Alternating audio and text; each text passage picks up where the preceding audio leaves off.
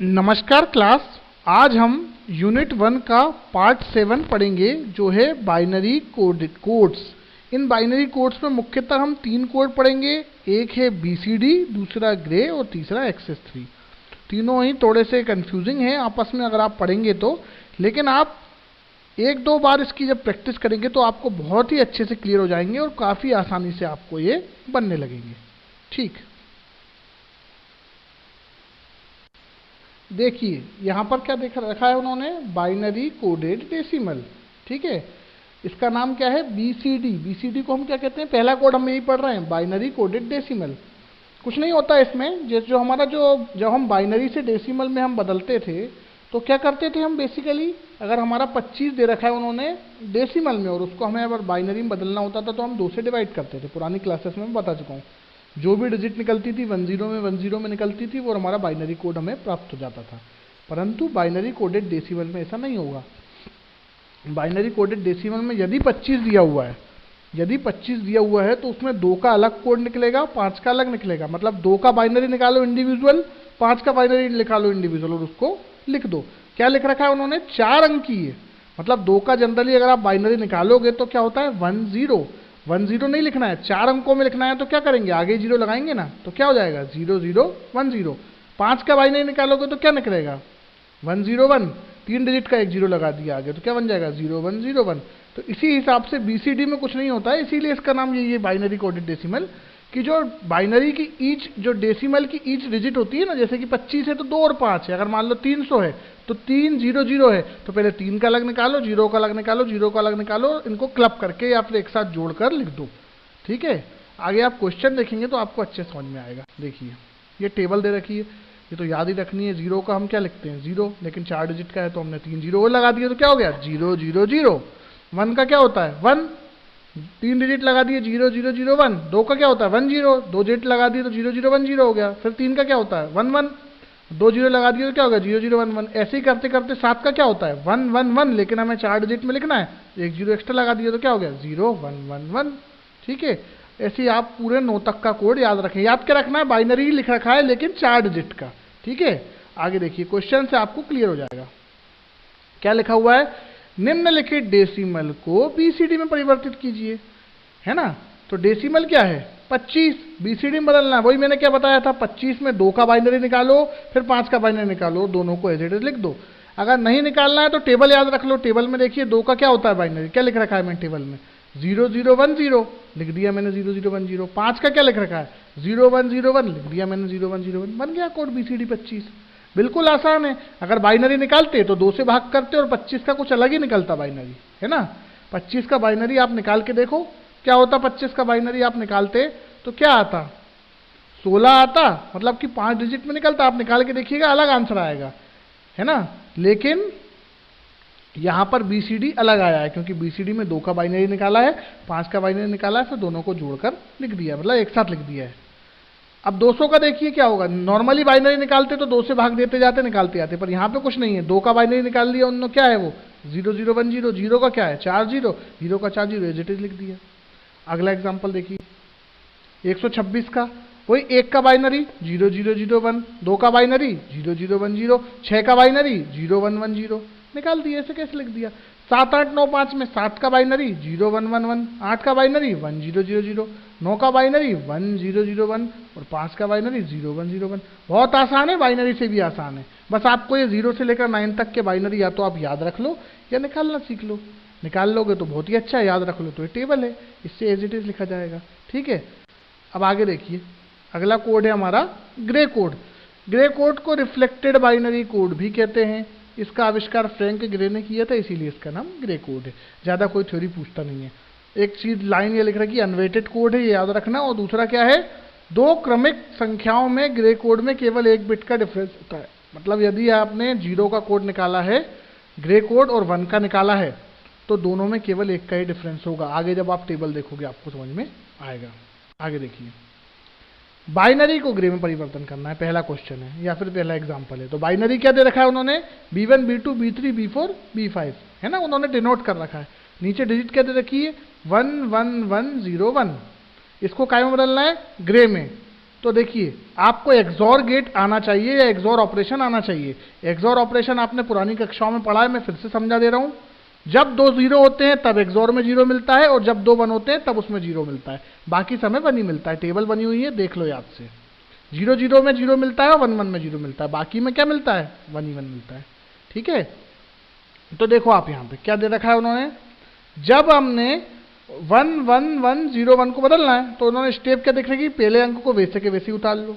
पहला अंक क्या है? 1 है, उसको वैसा के वैसा उतारा, मतलब B1 को वैसा का वैसा उतारा, तो क्या मिला हमको? G1 as it is. फिर पहले अंक को दूसरे अंक से जोड़ते हैं, मतलब कि बाइनरी का जो पहला अंक है उसको बाइनरी के दूसरे अंक से जोड़ते हैं या एक्सॉर करते हैं। तो बाइनरी का पहला अंक क्या है? B1, दूसरा अंक क्या है? B2, तो B1 और B2 में एक्सॉर होगा। B1 क्या है? 1, B2 क्या है? 1, 1 और 1 का एक्सॉर क्या होगा? 0, 0 एज इट इज नीचे उतार लिया, वो क्या बन गया मेरा? G2। फिर क्या हुआ? फिर B2 को B3 से एक्सॉर किया, तो B2 क्या है मेरा? 1, B3 क्या है मेरा? 1। जब 1 को 1 से एक्सॉर किया तो क्या मिल गया मुझे? 0, तो वो मेरा G3 बन गया। फिर देखिए आप B3 को B4 से एक्सॉर करेंगे, B3 मेरा क्या है? 1, B4 मेरा क्या है? 0, 1 और 0 का एक्सॉर क्या होता है टेबल से? 1, सीधा सीधा 1 नीचे आ गया। फिर मेरा B4 क्या है? 0, B5 क्या है? 1, 0 1 का एक्सॉर क्या होता है? 1, तो 1 ऐसा कैसे लिखा गया? तो मेरा B1 B2 B3 B4 B5 था, उसके बिहाफ में मैंने ग्रे कोड निकाल लिया, G1 G2 G3 G4 G5। कुछ नहीं था, B1 एज इट इज लिख लिया, उसके बाद सारे B1 का B2 से, B2 का B3 से, B3 का B4 से, B4 का B5 से एक्सॉर करते गए। टेबल में भी दिख रहा है, एरो में भी दिख रहा है, नीचे भी लिखा हुआ है, ध्यान से देख लेना इसको। ठीक है, अगला एग्जाम्पल देखोगे समझ में आएगा। 1 0 0 1 को ग्रे में बदलना है, वही पहला वाला 1 एज इट इज लिख लिया नीचे। फिर पहले वाले 1 को दूसरे वाले 1 से, पहले वाले 1 को दूसरे वाले 0 से क्या किया? एक्सॉर किया। 1 और 0 का एक्सॉर क्या होता है? टेबल में दिख रहा है क्या? 1। 0 और 0 का एक्सॉर क्या होता है? टेबल में दिख रहा है 0। 0 और 1 का एक्सॉर क्या होता है? टेबल में दिख रहा है 1। तो 1 0 0 1 का जो बाइनरी था उसका ग्रे क्या आ गया? 1 1 0 1। अगला एग्जाम्पल देखिए, 1 0 0 0 को फिर बदलना है, तो 1 जो मेरा लेफ्ट हैंड साइड वाला था, एक ही 1 है इसमें, तो उसको ऐसे कैसे नीचे लिख लिया। फिर 1 का मैंने 0 से किया तो क्या मिला मुझे? 1 टेबल में दिख रहा है। 0 का 0 से किया तो क्या मिला मुझे? 0 टेबल में दिख रहा है। 0 का 0 से किया तो क्या मिला मुझे? 0 टेबल में दिख रहा है। टेबल याद रखनी है, एक्सॉर गेट की नहीं याद हो तो याद कर लो, एक्सॉर गेट तो आना ही चाहिए आगे, नहीं तो आपका काम नहीं चलेगा। ठीक है, आगे देखिए, बाइनरी से ग्रे उन्होंने टेबल बना दी, आप सब निकाल सकते हैं, इंडिविजुअल अपना निकाल लेना। 0 0 0 का निकाल लेना, 0 0 1 सब टेबल में सारे 9 तक निकाल के देखना, तो आपको प्रैक्टिस भी हो जाएगी। फिर मैंने क्या बताया था जब उसकी डेफिनेशन बताई थी, परिभाषा, कि क्रमिक में एक का ही डिफरेंस होता है ना। तो देखो 0 0 0 में, फिर 0 0 0 1 में कितनी डिजिट बदल रही है? केवल एक बदल रही है। 0 0 0 1 से 0 0 1 1 में भी कितनी बदल रही है? एक ही बदल रही है। अब देखिए 8 से जब 9 में मैं ग्रे से ग्रे में गया, तो 8 का ग्रे क्या था? टेबल में देखिए 1 1 0 0। 9 का ग्रे क्या था? 1 1 0 1। ऊपर कौन सी डिजिट है? 1 1 0 0। नीचे क्या है? 1 1 0 1। तो कितनी डिजिट बदली? केवल एक डिजिट बदली। आगे देखिए, ग्रे टू बाइनरी थोड़ा सा अलग है, लेकिन मेथड सेम ही है, हल्का सा चेंजेस से कन्फ्यूजन क्रिएट करेगा, तो आप डायग्राम ध्यान से देख लीजिएगा। ग्रे में दे रखी वैल्यू 1 0 1 0, इसको बाइनरी में बदलना है तो क्या होगा? वही G3 तो एज इट इज नीचे लिखा जाएगा, वो क्या बन जाएगा? B3। अब जो नीचे उतरा है उससे हमको करना है, समझ गए? अब ये जो नीचे उतर गया है ना 1, ये जो B3 है, इसको हमने कैसे किया? G2 से एक्सॉर। जब B3 का मैंने G2 से एक्सॉर किया तो क्या मिल गया मुझे? B2।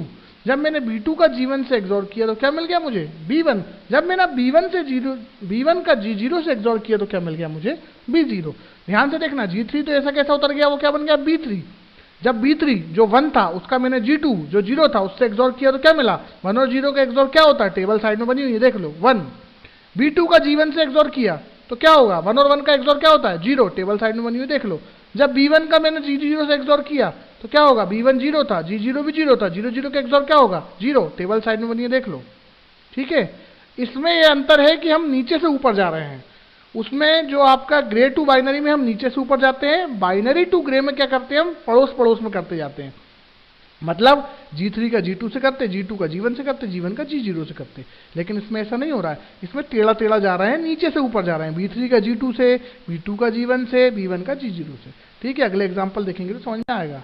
एग्जाम्पल देखिए, 1 1 0 1 दे रखा है आपका इसको आपको काय में बदलना है, 1101 को काय में बदलना है आपको, बाइनरी में।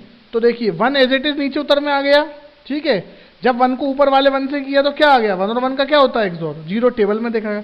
ये 1 और 1 का जो 0 हुआ वो एज इट इज से नीचे आ गया, 0 0 का एक्सोर क्या होता है, 0 टेबल में दिया हुआ है। जब ये 0 ऊपर गया तो क्या है 1, 0 1 का एक्सोर क्या होता है 1, एज इट इज नीचे आ गया। तो ये टेबल में भी दिया हुआ है, आपको आंसर से भी समझ में आ जाएगा। अगला एग्जाम्पल देखिए, अगला कोड है मेरा XS3 कोड।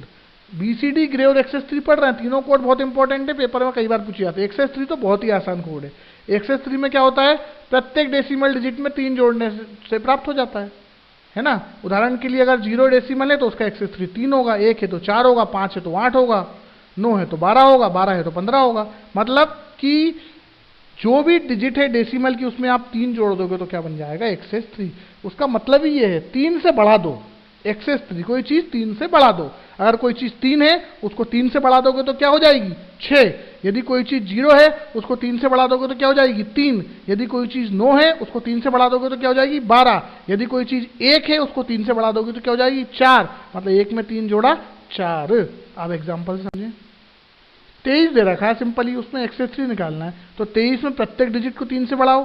तो पहली डिजिट थी 2, 2 में 3 जोड़ा तो हो गया 5, फिर थी दूसरी डिजिट 3, 3 में 3 जोड़ा तो हो गया 6। अब 56 का XS3 लिखने के लिए 5 का इंडिविजुअल लिख दो, 0101, और 6 का होता है 0110। बन गया कोड हमारा, बहुत सिंपल है, BCD जैसा ही है। लिखना आपने को वही है, 4 डिजिट कोड सेम BCD जैसा ही है, लेकिन उसमें 3 जोड़ दिया जाता है। अगला दे रखा है 40। 40 में क्या है, या तो 40 में 4 में 3 जोड़ा तो क्या बन गया 7, 0 में 3 जोड़ा तो क्या बन गया 3।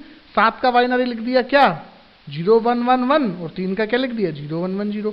52 में देख लीजिए, 52 में 5 में 3 जोड़ा तो हो गया 8, 2 में 3 जोड़ा तो हो गया 5, बन गया कोड 85 का। 85 को अलग अलग लिखना है, 8 का होता है 1000 और 5 का होता है 0101। एग्जाम्पल से बहुत क्लियरली समझ में आएगा। BCD और XS3 में कंफ्यूज मत होना। BCD as it is 4 digit में लिख दिया जाता है, XS3 में पहले 3 जोड़ के 4 डिजिट में लिखते हैं। अगर मैं 23 का BCD लिखता तो सीधा सीधा क्या लिख देता, 2 का लिख देता 0010 और 3 का लिख देता 0011।